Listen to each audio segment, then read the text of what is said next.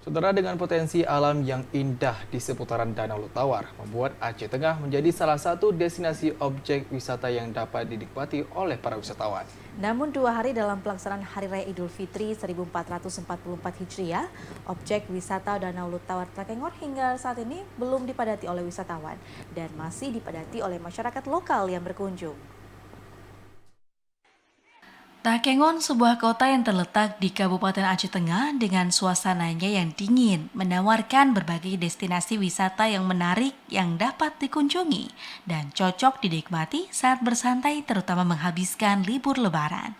Pengelola objek wisata Danau Lutawar Kabupaten Aceh Tengah, Kandar Syekh mengatakan, objek wisata Danau Lutawar pada lebaran kedua belum dipadati oleh wisatawan yang berhadir, hanya saja beberapa masyarakat daerah yang mengunjungi untuk menikmati keindahan Danau Lutawar dalam suasana lebaran.